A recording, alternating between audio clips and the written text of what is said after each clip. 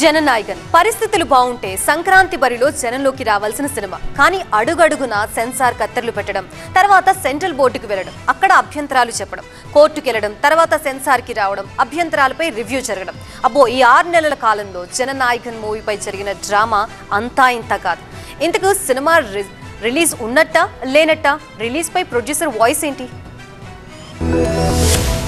సినిమాలో ట్విస్టులున్నాయి లేదో కానీ ఈ మూవీ విడుదలపై వారానికో ట్విస్ట్, నెలకో మలుపు అన్నట్లుగా సాగుతోంది. హీరో విజయ్ సీఎం అయినా కూడా సినిమా రిలీజ్ పై సస్పెన్స్ మాత్రం కంటిన్యూ అవుతోంది. ఇప్పటికీ సెన్సార్ బోర్డు నుంచి ఇంకా క్లియరెన్స్ రాలేదు. ఢిల్లీలోని సెన్సార్ బోర్డు ఆఫీస్ కే కేవీఎన్ ప్రొడక్షన్స్ అధినేత వెంకట్ వెళ్లనున్నాడు. ఒకవేళ అక్కడ కూడా రిలీజ్ కు గ్రీన్ సిగ్నల్ రాకపోతే డిస్ట్రిబ్యూటర్లకు డబ్బులు వెనక్కిచ్చేయాలని మూవీ టీం నిర్ణయించుకుంది. కొన్ని నెలలుగా సెన్సార్ వాళ్లతో ఎన్నిసార్లు మాట్లాడినా ఫలితం లేకపోవడంతో చివరకు ప్రొడ్యూసర్ ఈ డెసిషన్ కు వచ్చినట్లు తెలుస్తోంది. అసలు జననాయకన్ ఆలస్యం కావడానికి కారణం ఎగ్జామినింగ్ కమిటీలో ఒక సభ్యుడు అభ్యంతరం చెప్పడమే. ఆర్మీ చిత్రీకరణపై ఆయన కొన్ని అభ్యంతరాలు వ్యక్తం చేసినట్లు తెలుస్తోంది. అలాగే మతపరమైన సన్నివేశాలపై మరోసారి పరిశీలించాలని భావించింది. అయితే రివైజింగ్ కమిటీ క్లియరెన్స్ వచ్చినా ఫైనల్ సర్టిఫికెట్ మాత్రం ఇంకా పెండింగ్ లోనే ఉంది. విజయ్ సీఎం కావడంతో రిలీజ్ అంశం అత్యంత సున్నితంగా మారింది. ప్రతి దశలో అదనపు వివరణలు కోరుతున్నట్లు సినీ వర్గాల సమాచారం. ఇక విజయ్ తమిళనాడు ముఖ్యమంత్రిగా బాధ్యతలు చేపట్టిన తర్వాత ఈ వివాదానికి రాజకీయ రంగు కూడా పులుముకుంది. సినిమాలో ఆర్మీకి సంబంధించి కొన్ని సన్నివేశాలు, మతపరమైన అంశాలపై అభ్యంతరాలు వ్యక్తమయ్యాయని సమాచారం.